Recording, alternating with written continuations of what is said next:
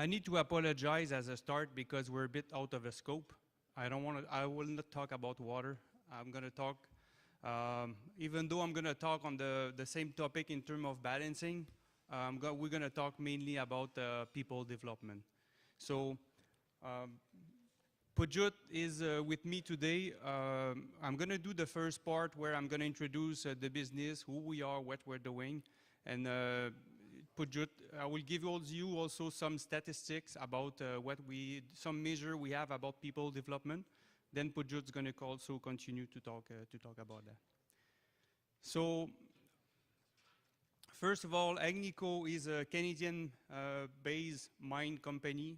We're mining gold. We are across the world and with 8 operations in Quebec, Finland, Mexico, and Nunavut, mainly what I'm going to talk today. We're over 9,000 employees worldwide. And the next topic, I would like to underline also, it is our 60th anniversary today. So Canadian mining company for 60 years, that's a great achievement. Why we've choose Nunavut as the platform to develop our company. I'm going to talk about that. The Nunavut, when you look at the map, you could see it is 20% of the Canada territories, which is the biggest territory. How many people are living in Nunavut? There's 36,000 people. So it is the smallest population in the largest territory. This is where we are. If we do a bit more focus on the place we are, we can see on the right side the Rankin Inlet, which is close to the Hudson Bay. This is where Pujjuut is from, and where we have a project called Meliadine. I'm going to talk about 2 projects, the Meliadine one, and the other project is Meadowbank Amarook, more on the left side, where we've been mining there since 10 years, where we've learned, where we do our foundations. And now we're going to continue with the other projects. So I'm going to talk about the 2 hubs. What I'm going to talk also is both projects currently, again, rough number, we are approximately 1,000 employees working at Meadowbank, which 35% of them are Inuit. Now when we're going to run with the Meliadine, which is under construction, we're going to double that. Why Nunavut? First, we are the first mover in that area, so there's no other company operating in the Kivilik area. There is a big geological potential for us. It is also attractive politically. As an example, we've signed and renewed 3 IBAs recently in July with the KIA, Kivalliq Inuit Association. And also now, we have 10 years of experience, starting with community relation, permitting, exploration, and operation. Here's our vision. Having our mine managed by Inuit.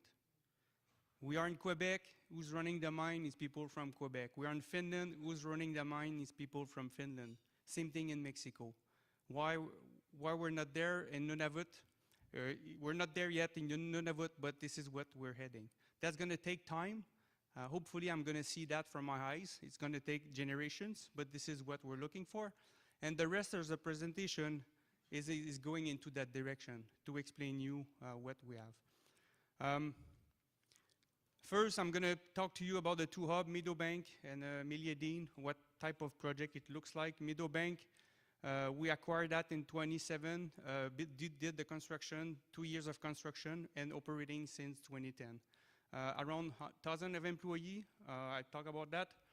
And the Meadowbank life of mine was ending next year.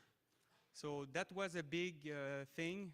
We've worked hard to find something to continue to work, but this means a direct job of 255 persons that will have stopped.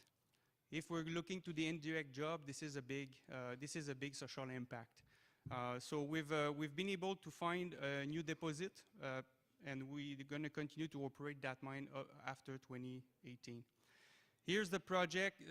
So it's open pit, so you could see the three pits, Goose, Portage, and Vault. I guess it's small to see on the picture. There's the tailings area, the camp, the airstrip, and the mine site is 110 kilometers of Baker Lake. So we've built a road to reach that. And just in terms of water, we're recycling 100% of the water, so we discharge nothing. And at the end, we're going to release, no water is going to be released and nothing is going to be done if we don't reach the target which we are used to. Could I go back?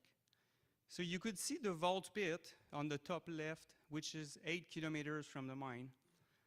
This is where we're mainly mining right now, but we found another pit which is 50 kilometers to that pit. So right now we're building the road. We're into the permitting process to continue to operate that mine. This is the road where we are. We've completed in September this year. There's 65 kilometers and 6 bridges. And currently Agnico built 200 kilometers of road in Nunavut, the longest road in Nunavut. And who paid for that? We paid for that, all on our own. Here's the Amarok project, Whale Tail. So you could see, we call it the Whale Tail. I don't have a pointer, but where there's the arrow, this is the tail of the whale. Currently, the project is into the permitting process. We just received last week the NERB approval, so now it's going to the minister decision. Minister have 150 days to approve it. But in fact, to be able to mine it and that we don't stop the work, we need the minister to do it faster. But we're working on that. Because in fact, we need to build a dike.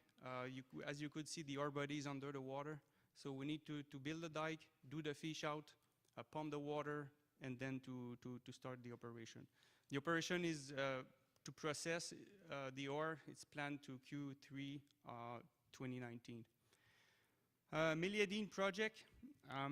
I could have talked also about caribou migration. That Meliadine site is right in the path of caribou migration. This picture is from July 2016. So as you can see, caribou are not afraid. They are coming to site. When this happens, we stop everything. And this is a very nice picture. You could see in the background, this is the mine site. Meliadine project, this one is fully permitted. We are currently in construction. It's going to take 2 years. And this is a 15 years life of mine. Initial capex approximately 900 million US. Here's a picture of the construction from September. So you could see the process plant, the mill service building. And with that project, it is good because with Meadowbank, Amarok, and Meliadine, which both projects have been approved in February, now we could think longer and we could continue to do people development. We have the possibility to make a big difference in Nunavut. When you look to those kids, they need jobs. They need a better life quality. And I think with mining, with resource development, we could offer them a better life.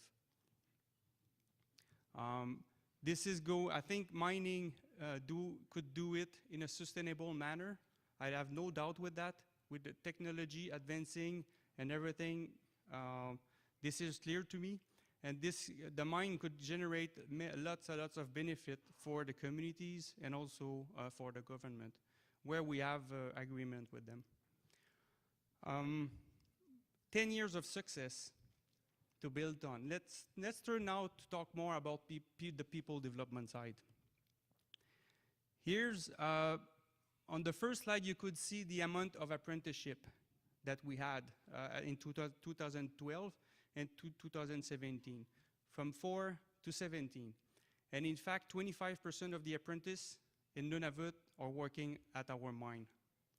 When we started the mine, we had nothing, no internal program. We're not planned, we're not ready to afford that. Right now, we could see a very great progress. At the mine department, half of the crew are currently Inuit. Since 2012 or 2013, we've hired 0 person from the south to work at the mine department. The mine department is 200 to a 20%. So this is a good achievement. And maybe the last one, just a bit to talk about number. We're investing annually 14 million, since 2013, 14 million in development and training, which is 15% of the Inuit payroll. Usually a company is going to do between 1 and 2%. We're at 15%. We really believe in that. Okay. On this slide, it shows the reality. You have on the bottom unskilled, semi-skilled, skilled professional, and management. And you could see the distribution of the Inuit workforce. Unskilled work means housekeeping, dish pit, all the entry-level position. Semi-skilled mean a truck driver, an operator of equipment. Skilled mean a mechanician, an electrician, a plumber, a trade. Professional, it's more an engineer, a biologist, and management, it's in the superintendent level jobs. So here's where we are. So we have a very great progress, and we could see that we're moving more from unskilled to skilled to semi-skilled, but we need to continue to push, and this is our next priority. We've worked a lot on the first 10 years on the left side. Now we're going to work more on the other side. I'd like to share those stats, those information with you too. We do a survey every 3 years, and we did one last spring, and here's the result. I was surprised, and there is thinking to do with that. I'm going to show you the positive side, and I'm going to show you also the other side, which shows that we're not perfect. When we did that survey, this one is just from the people from Nunavut. They says that 90% think that their supervisor demonstrate concern about their employee. Encourage them also at 82% to develop them on training. 90% are proud to work for the company. 91% believe that Agnico have a long-term future for them. And 93% will recommend to another to work with Agnico. This is quite positive. When you ask Mercer, which did the survey, if you are over 70%, this is considered as good. So look where we are. But on the next slide, I'm going to show you our challenges. On the same survey, 65% says that Agnico Eagle doesn't actively support diversity at the workplace and recognize difference between people. 63% of the employee says that we don't treat with respect and regardless their position. 65% that says we're giving the position to not necessarily the most qualified person. And 35% are thinking to quit the company.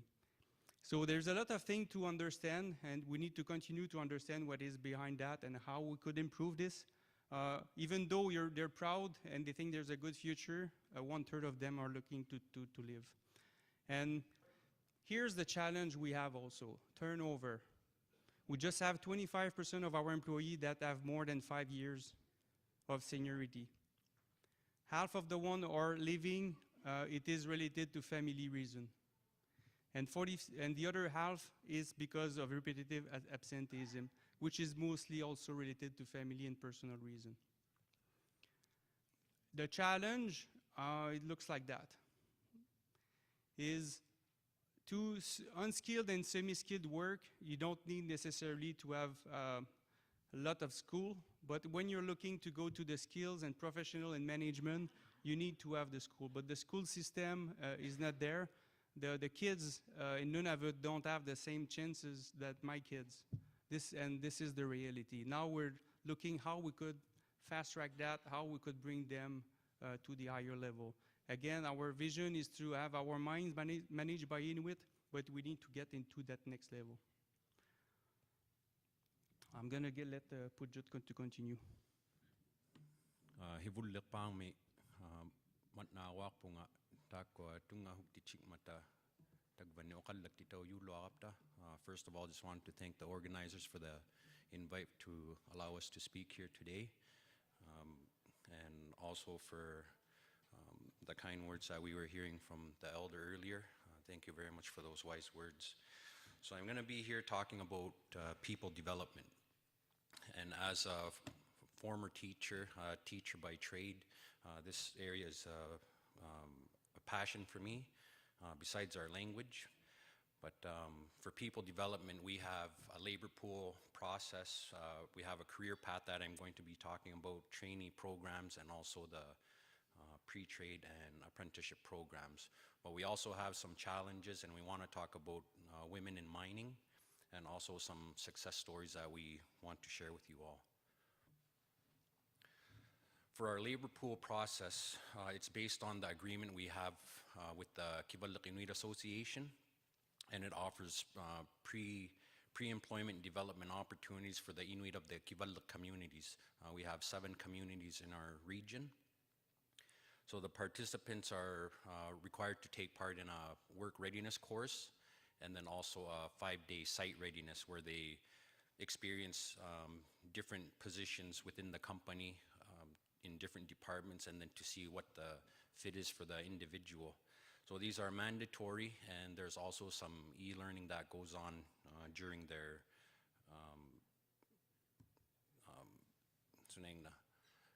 going through the process. So how we do it is we have these information sessions that we go when we go into each community. So the information sessions are on employment, training opportunities, but also updates on Meliadine or Meadowbank. What the people do is they submit their resumes online, and from the online applicants, we select up to 20 individuals to take part in the work readiness course. So the course contains things like time management, financial management, team building, proper work ethic, and the expectations that are put on an employee. Actually, I used to be a facilitator for the work readiness course, and it was really to give an idea of what mine life is like, and to be able to see people that finish the work readiness course and then do the next step, which is the site readiness, and then to be employed, you see that they're a bit more prepared and know what to expect when they start working for a place like Agnico. There's also the Nunavut labor pool, where we gather a list of names where people have taken courses or have certain qualifications, and contractors are also able to access this Nunavut labor pool to be able to hire Inuit. The career path we have was implemented in 2012, and what it is it provides an opportunity for Inuit to progress in whatever career they may have. Let's say it's in the heavy equipment operator. So it's a combination of work experience, classroom sessions, and further skill development. And it makes sure that we have internal employees that are able to access these positions and train them along the way to gain more experience and hours, and also increase in pay and benefits. And it's been quite successful. The trainee programs we have are one being the haul truck trainee program, but also the process plant trainee program, and also the underground trainee program. And they've been very popular with our Inuit employees. So with the haul truck trainee program, which was developed in 2012, there's 336 hours of training that goes into it. And we've had 34 employees enrolled in 2016, which 23 completed, and you can see there were 18 men and 5 women. Our pre-trades and apprenticeship program is a collaboration we have with the Kivalliq Mine Training Society and also Nunavut Arctic College. So what we want to do is make sure that the employees that are going for these trades programs, we want to make sure that they're properly prepared. So there's literacy and numeracy skills that we try to help develop so that they're able to do the pre-entrance exam. And so because it's mandatory to be able to take the apprenticeship program. And it's a combination of on-the-job training, but also having to attend classroom training, and it's a 4-year program. And upon completion, the candidates are able to go for their Red Seal, and we've been successful in that. And we also have seven programs for apprenticeship: cook, carpenter, millwright, electrician, heavy-duty equipment technician, welding, and plumbing. So some of the partnerships we've developed over the years has been one being Nunavut Arctic College, and they're helping us in the delivery of underground mine training, but also the pre-trades that I just mentioned, and also opportunities to gain driver's licenses. We also work with Northern College. They've been able to do our work readiness courses. The Kivalliq Mine Training Society to provide further training opportunities, and the Agnico Mine Training Council. We've developed this partnership where there's welding program, drilling helpers, and it's also to help prepare and make sure that people are skilled and then able to be put into the Nunavut labor pool.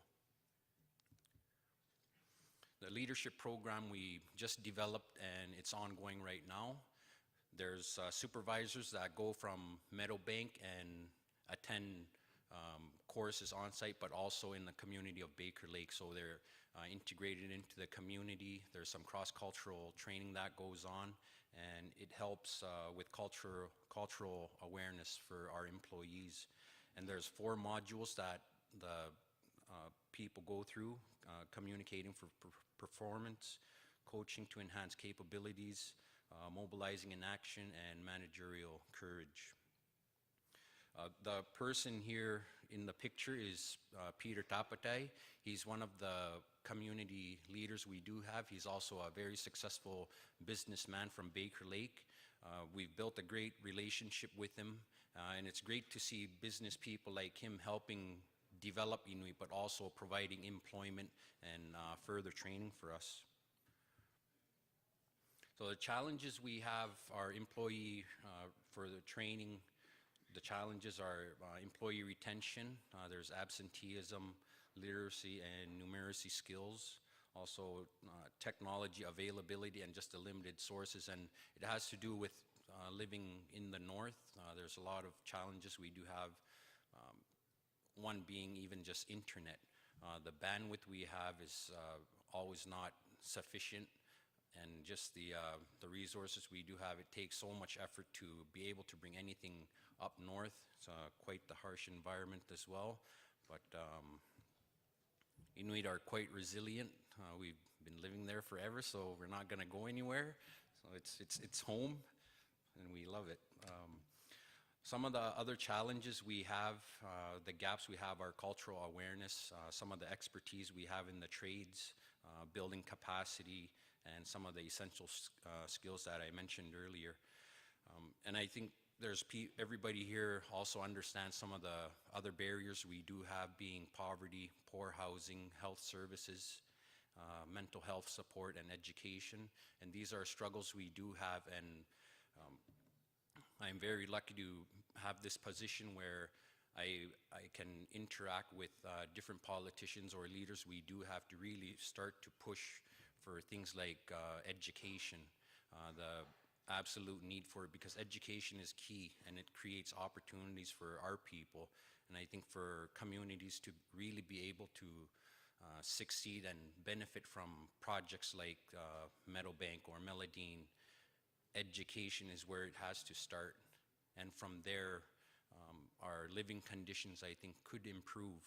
So the solutions we're working with right now are some on-site training, coaching and mentoring within the company, engaging and working with communities, but also generating business partnerships, as I mentioned with Peter Tapatai, but there's also a handful of businesses that are developing joint ventures, which are very exciting, and it'll further build capacity within our communities, further develop our people, and keep pushing for further training and education. We also have a partnership with the government of Nunavut. We signed a MOU just in August, September, and it's a partnership we developed with the Nunavut government to talk about things like economic development, education. So those sorts of things are another great partnership we've developed. So our women in mining, you can see the three pictures there. Amelia is a electrician apprentice. We also have Natasha Nagyugalik, who's also part of our role model program, which we developed to try to encourage more Inuit to further training, but also for role models so that people in their communities can see them and see what kind of work they're doing. So it's further informing other people in our communities about the opportunities that are out there. Robin is also our first woman to complete the process plant training program, which we're very proud of, and we're trying to further encourage more women to join the mining industry. And you can see some of the stats here that we do have. 65% of the Nunavut women workforce are Inuit. So we have a lot of Inuit that are finding out about what opportunities there are. And the message we try to say is whatever positions or jobs there are in a community, you can find them also at a mine site, and then even further employment opportunities at a mine site. And Agnico has done a great job, and there's further work going on for gender equity. So that's a project that's ongoing, and hopefully we'll have something in the new year to start implementing further programming. Also, some other success stories we do have. Gabriel Ulayuk from Agvet. He's our first Inuit employee to reach the highest level of the mine career path. And this is a huge success story for us because it shows that there's a commitment coming from our community members, our friends, that they can stick to something. They're showing the commitment, and they're role models for other people in our communities and also our children. Rimano is our first Inuk employee also to reach the position of crusher operator. And then we have Ian Joe Amawok, who started off as a helper but is now a trainer for our haul truck program. And we've also have the success of having 4 Red Seal journeymen now, Langway being in millwright. We also have Nathaniel Kusugak and Devin Qidlula, who's our heavy-duty technicians, and also Norman Eachrick, who received his Red Seal for welding. So these are successes we love to show. Some of these guys have been in our role model program as well. So it's really to show that the education, the training that people receive, there's benefits to them, but also the opportunities that come from people that have drive, have the work ethic, and those are things that we really try to push for within the company. So as a last slide, really our past is a stepping stone for our future. So we want to focus on development of skills for the higher management supervisors. So those positions is what Dominique was talking about earlier. We're really working towards that. So when we can focus to inspire, we can also prepare the future generation. Because I have children, I have a son that's graduating in June, and the opportunities that are out there are endless for him. I have a 8-year-old daughter who's